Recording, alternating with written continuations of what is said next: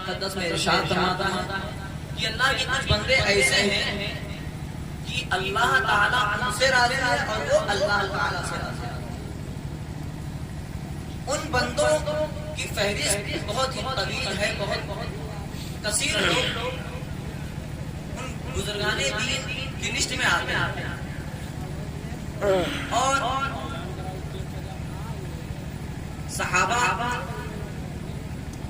تابعین اعظام رضوان اللہ تعالی علیہم اجمعین کے بعد غوث اعظم رضی اللہ تعالی عنہ کا نام اس میں گرامی سر فہرست ہے. اعلیٰ حضرت رضی اللہ تعالی عنہ نے اس کی نقشہ کشی کی ہے. صحابیت، پھر تابعیت، اس کے آگے قادری منزل ہے، اس کے آگے قادری منزل ہے. حضرات محترم، ہم لوگوں نے غوث اعظم رضی اللہ تعالی عنہ کی کرامات اور ان کی تعلیمات، ان کی خصلتیں، ان کی عادتیں سبوں کو فراموش کر دیا. صرف اور صرف غوث اعظم کا مرغہ ہمیں یاد رہا، غوث اعظم کا کھچڑا ہمیں یاد رہا، غوث اعظم کے نام پر جو ایصال ثواب کر کے ہم نیاز فاتحہ کراتے ہیں وہ یاد رہا، لیکن غوث اعظم کی سیرت طیبہ ہم لوگوں نے بھلا دیا. غوث اعظم رضی اللہ تعالیٰ عنہ کی اصل زندگی تعلیمات پر مبنی تھی. غوث اعظم رضی اللہ تعالیٰ عنہ کی اصل زندگی حقوق العباد پر مبنی تھی. آپ لوگوں نے واقعہ سنا ہوگا کہ حضرت ابو صالح موسیٰ جنگی دوست جو حضور غوث اعظم رضی اللہ تعالیٰ عنہ کے والد مکرم ہیں، حضرت عبداللہ سمعی رضی اللہ تعالیٰ عنہ جو حضرت غوث اعظم کے نانا محترم ہیں، حضرت فاطمہ ام الخیر رضی اللہ تعالیٰ عنہ نبی کریم صلی اللہ تعالیٰ علیہ وسلم کی چہیتی بندی، نبی کریم صلی اللہ تعالیٰ علیہ وسلم کی بیٹی کا جنہیں صدقہ ملا، حضرت فاطمہ ام الخیر یہ غوث اعظم رضی اللہ تعالیٰ عنہ کی والدہ ہیں. جب حضرت موسیٰ صالح جنگی دوست رحمت اللہ تعالیٰ علیہ نے ایک سیب کھا لیا اور وہ سیب نہر میں بہتا ہوا ملا تھا، اس سیب کے جرمانے کے طور پر آپ نے 12 سال تک کے حضرت عبداللہ سمعی کے بعد میں خدمت کی. اور جب شادی ہوئی تو حضرت فاطمہ ام الخیر سے شادی ہوئی. اور جب حضرت موسیٰ صالح جنگی دوست اور حضرت فاطمہ ام الخیر رضی اللہ تعالیٰ عنہ کا ملاپ ہوتا ہے تو غوث اعظم رضی اللہ تعالیٰ عنہ پیدا ہوتے ہیں. اور جب غوث اعظم رضی اللہ تعالیٰ عنہ کی ولادت بسعادت ہوتی ہے، حضرت ابو صالح موسیٰ جنگی دوست ارشاد فرماتے ہیں، وہ کہتے ہیں کہ میرے آقا صلی اللہ تعالیٰ علیہ وسلم میرے فرزند ارجمند کے ولادت کے موقع پر میرے خواب میں آئے اور میرے آقا نے مجھے یہ بشارت دی، وَهُوَ وَلِيٌّ وَمَحْبُوبُ اللَّهِ وَمَحْبُوبِي وَسَيَكُونُ لَهُ شَأْنٌ فِي الْأَوْلِيَاءِ وَالْأَقْطَابِ كَشَأْنِ الْأَنْبِيَاءِ وَالرُّسُلِ. کہہ دیجئے سبحان اللہ. نبی کریم صلی اللہ تعالیٰ علیہ وسلم بشارت دینے آ رہے ہیں. غوث اعظم رضی اللہ تعالیٰ عنہ کی ولادت ہوئی ہے. حضرت موسیٰ صالح جنگی دوست کی بارگاہ میں آقا کریم صلی اللہ تعالیٰ علیہ وسلم خواب میں تشریف لاتے ہیں اور میرے آقا ارشاد فرماتے ہیں، وَهُوَ وَلِيٌّ، اے موسیٰ جو تمہارے گھر میں بچہ پیدا ہوا ہے یہ کوئی عام بچہ نہیں ہے بلکہ یہ اللہ کا ولی ہے. وَمَحْبُوبُ اللَّهِ، اور اللہ کا محبوب ہے. وَمَحْبُوبِي، اور میرا بھی محبوب ہے. وَسَيَكُونُ لَهُ شَأْنٌ فِي الْأَوْلِيَاءِ وَالْأَقْطَابِ كَشَأْنِ الْأَنْبِيَاءِ وَالرُّسُلِ. میرے آقا غوث اعظم کے متعلق پیشین گوئی کرتے ہوئے ارشاد فرماتے ہیں، اے موسیٰ جو تمہارے گھر میں بچہ پیدا ہوا ہے یقیناً اولیاء اور اقطاب کے درمیان اس کی ایسی شان ہوگی جو شان ہوئی انبیاء اور رسولان کرام کے درمیان میں بھی ہے. اسی لیے ایک شاعر نے اس کی نقشہ کشی کی ہے، غوث اعظم جو میاں اولیاء، غوث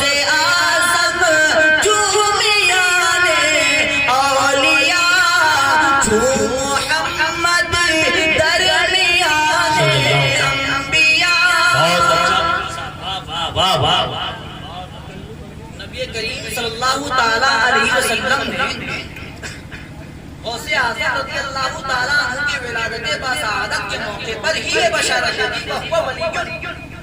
علماء بیٹھے ہوئے، علماء کرام کی توجہ کا طالب علم کی حیثیت سے آپ لوگوں کی توجہات کا خصوصی تعلیم. غوث اعظم کی ولادت ہوئی، میرے آقا صلی اللہ تعالیٰ علیہ وسلم نے بشارت دی.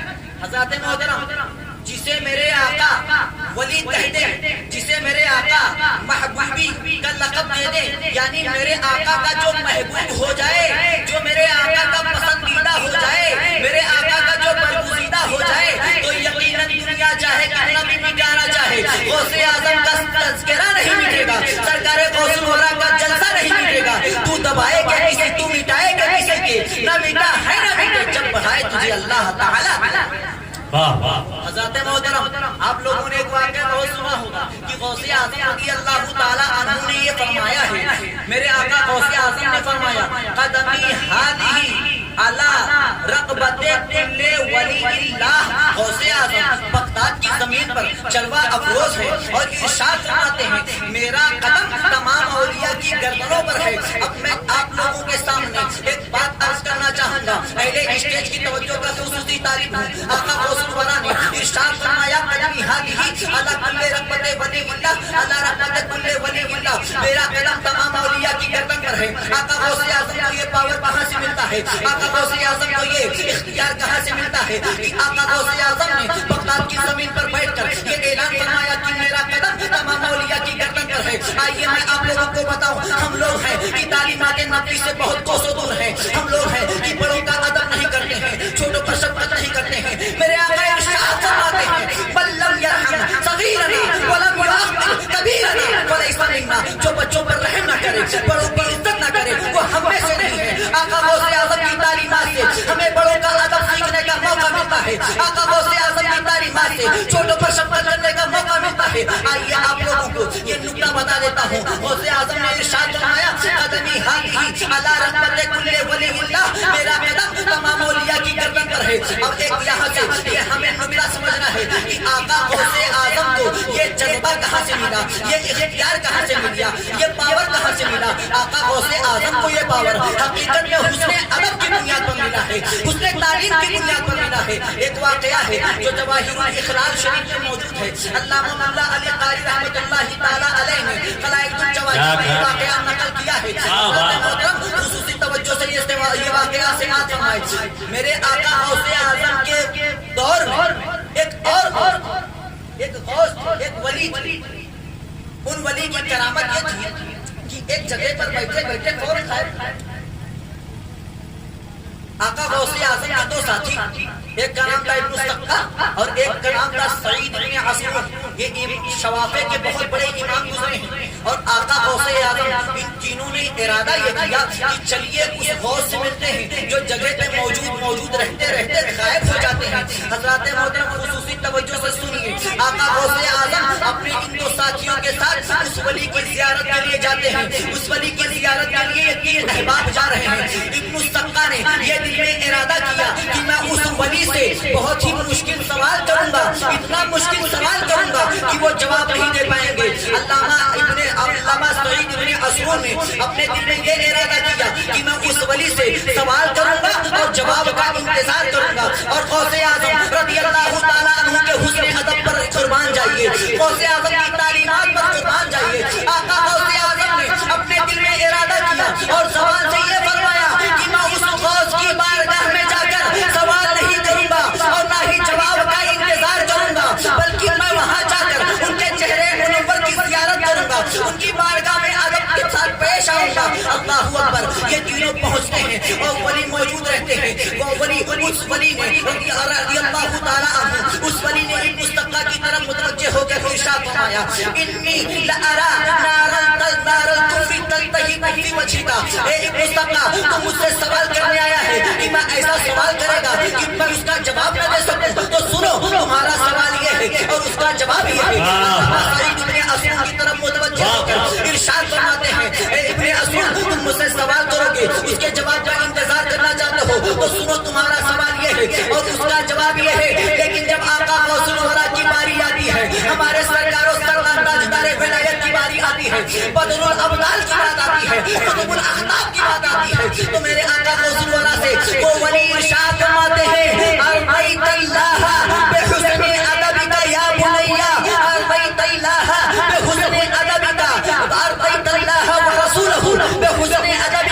اے غوث اعظم، اے بیٹے عبد القادر، اے بیٹے محی الدین،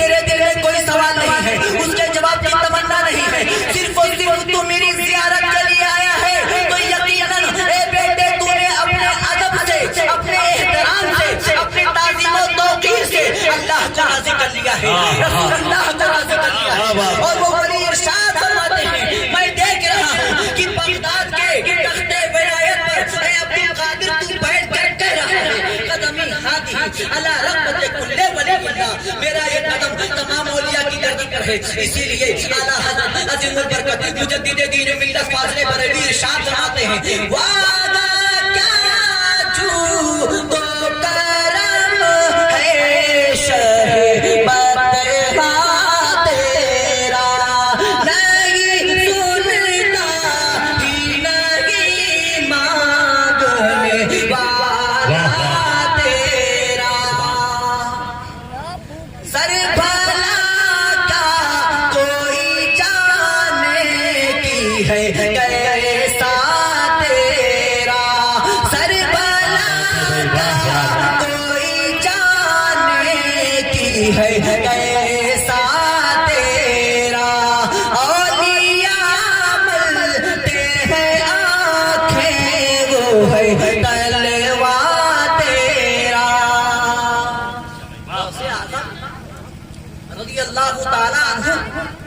कदमे नाज की ये बरकत है कि जब आका गौसुल वरा ये फरमाते हैं कि मेरा कदम औलिया की गर्दन पर। हजरात यहाँ पर एक बात और बता दूं, ये वाकया भी सुना हो। उस वक्त सजिस्तान के इलाके में ख्वाजा मोइनुद्दीन रज़ियल्लाहु ताला अन्हु मसरूफ़ इबादत थे। आपने उस वक्त यह किया बल अला आईनी वरासी, ऐ गौसुल वरा रज़ियल्लाहु ताला अन्हु ताजदार विलायत, आप ये फरमाते हैं कि मेरा कदम औलिया की गर्दन पर। अब ख्वाजा मोइनुद्दीन अजमेर से कह रहे हैं, सजिस्तान के इलाके से कह रहे हैं, फरमाते हैं मेरी गर्दन पर भी, मेरी आंख पर भी, मेरे सर पर भी। सुभान अल्लाह, सुभान अल्लाह, सुभान अल्लाह। अब बात समझ में नहीं आती कि आका गौसे आजम बगदाद में, आका गौसे आजम बगदाद में वहाँ तकरीर फरमा रहे हैं, वहाँ वाज कर रहे हैं। सजिस्तान की वादी से आका ख्वाजा मोइनुद्दीन सुनते हैं, ख्वाजा मोइनुद्दीन वहाँ से सुन के ये कहते हैं बल अला आईनी वरासी। अब आइए इस पे एक बहुत ही अहम बात जो मैंने पढ़ी, मेरे मुताला में आई, उलमा बहुत जानते होंगे, लेकिन मैं आप लोगों के दरमियान बताना चाहता हूँ। एक मर्तबा गौसे आजम रज़ियल्लाहु ताला अन्हु ज़ोहर से कब्ल अपनी मस्जिद में बैठे हुए थे। रिवायतों में यह आता है कि आका गौसे आजम रज़ियल्लाहु ताला अन्हु वाज़ो नसीहत से दूरी इख्तियार करते थे। आप वाज़ो नसीहत नहीं किया करते। इतने में मेरे आका बनफ्स नफीस जलवागर हो जाते हैं। सुभान अल्लाह, कह दीजिए सुभान अल्लाह। चंद औलियाए किराम और अक़ताब ऐसे हैं कि अल्लाह के रसूल सल्लल्लाहु ताला अलैहि वसल्लम की ज़ियारत उन्हें बनफ्स नफीस हुई, बनफ्स नफीस। आका गौसे आज़म की बारगाह में हुजूर सरवरे कायनात तशरीफ ले आते हैं। मेरे आका तशरीफ लाने के बाद इरशाद फरमाते हैं, बेटे अब्दुल कादिर तुम वाज क्यों नहीं करते, तुम नसीहत क्यों नहीं करते, तुम तकरीर क्यों नहीं करते हो। तो गौसे आज़म रज़ियल्लाहु ताला अन्हु ने ये अर्ज किया, अना रजुलुन या अबता अना रजुलुन अजमियुन फकैफा अतकल्लमु अला फुसहाए बगदाद। ए मेरे जद्दे अमजद, ए सरवरे कायनात, ए फखरे मौजूदात, मैं अजमी आदमी हूँ। ये बगदाद के बड़े बड़े फुसहा बुलगा और बड़े बड़े खतीब और बड़े बड़े दानिशवरान के दरमियान में तकरीर कैसे करूँगा। इतने बड़े बड़े इल्म वाले यहाँ मौजूद हैं, मैं इनके दरमियान तकरीर कैसे करूँगा। हज़रात मोहतरम आगे का मसला सुनेंगे, ईमान ताज़ा हो जाएगा। मेरे आका सल्लल्लाहु ताला अलैहि वसल्लम ने आका गौसे आज़म के मुंह में अपना दुआबे दहन 7 मरतबा डाला। कितने मरतबा? 7 मरतबा मेरे आका ने आका गौसे आज़म के मुंह में दुआबे दहन डाला। हज़रात मोहतरम दुआबे दहन की बरकत से आप आशना होंगे। अरे वही दुआबे दहन कि अगर किसी कुएं में पड़ जाए तो वो मीठा हो जाए, वो दुआबे दहन अगर हज़रत जाबिर की हांडी में पड़ जाए तो इतनी बरकत हो जाए कि सैकड़ों हजारों सहाबी खा लें। वो दुआबे दहन कि अगर टूटी हुई हड्डी पे लगा दें तो टूटी हुई हड्डी फिर से अच्छी हो जाए। वो दुआबे दहन अगर दुखती हुई आंख पर लगा दें तो दुखती हुई आंख का दर्द काफूर हो जाए। जब मेरे आका सल्लल्लाहु ताला अलैहि वसल्लम ने गौसे आज़म के मुंह में दुआबे दहन डाला तो उस दुआबे दहन की बरकत ये हुई कि आका गौसे आज़म बगदाद से कहते हैं और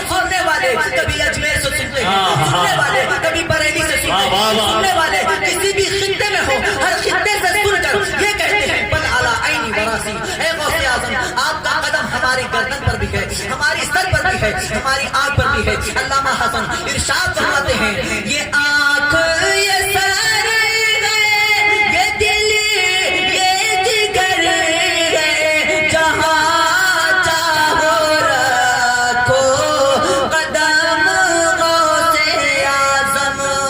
حضرات محترم ایک آخری بات کہہ کے میں رخصت ہونا چاہتا ہوں۔ ہم سب غوث اعظم کے مرید ہیں کہ نہیں؟ ہاتھوں کو اٹھا کے کہہ دیں یا غوث المدد، یا غوث المدد۔ ہم سب آقا غوث اعظم کے مرید ہیں، ہم سب آقا غوث اعظم کے مرید ہیں اور آپ کے وسیلے سے حضور تک پہنچتے ہیں۔ اب مریدوں کے لیے آقا غوث اعظم نے ایک بہت بڑی بشارت دی ہے۔ ہم مریدوں کے لیے حضرت علامہ مولانا صفی اللہ صاحب قبلہ متوجہ ہو جائے، آپ کی نوازش اور آپ کے کرم کی ضرورت ہے۔ حضرت مولانا صفی اللہ صاحب کا مجھ پر بہت احسان ہے، اللہ تعالیٰ انہیں ترقی عطا فرمائے، اللہ تعالیٰ ان کے صدقے میں ہم سب کو ترقی عطا فرمائے۔ اب یہاں پر میں اپنی آخری بات کہہ کے رخصت ہونا چاہتا ہوں۔ غوث اعظم رضی اللہ تعالیٰ عنہ کے ہم سب مرید ہیں اور تمام مریدوں پر غوث اعظم کا یکساں احسان ہے، تمام مریدوں پر غوث اعظم کا یکساں احسان ہے۔ آقا غوث اعظم ارشاد فرماتے ہیں وَإِن لَمْ يَكُنْ مُرِيدِي جَيِّدًا وَإِن لَمْ يَكُنْ مُرِيدِي جَيِّدًا فَأَنَا جَيِّدٌ۔ اگرچہ میرے مرید اچھے نہیں ہیں میں تو اچھا ہوں، اگرچہ میرے مرید گناہگار ہیں، اگرچہ میرے مرید سیاہکار ہیں، اگرچہ میرے مرید گناہوں میں ملوث ہیں، لیکن میرا تذکرہ کرتے ہیں، میرا جلسہ کرتے ہیں، ایصال ثواب کرتے ہیں، فاتحہ درود کرتے ہیں۔ وہ لوگ اچھے نہیں تو اچھے نہیں، لیکن میں تو اچھا ہوں۔ اسی حدیث پر اور اسی قول پر جب آقا اعلیٰ حضرت کی نظر پڑتی ہے تو آقا اعلیٰ حضرت بریلی شریف کی سرزمین سے پکار اٹھتے ہیں بد سگی چور سگی مجرموں ناکار سہی ہے وہ کیسا ہی سہی ہے تو کریمہ تیرا، کریمہ تیرا ہے وہ کیسا ہی سہی ہے تو کریمہ تیرا۔ بولنے میں جو غلطی گستاخی ہو گئی ہو اللہ سے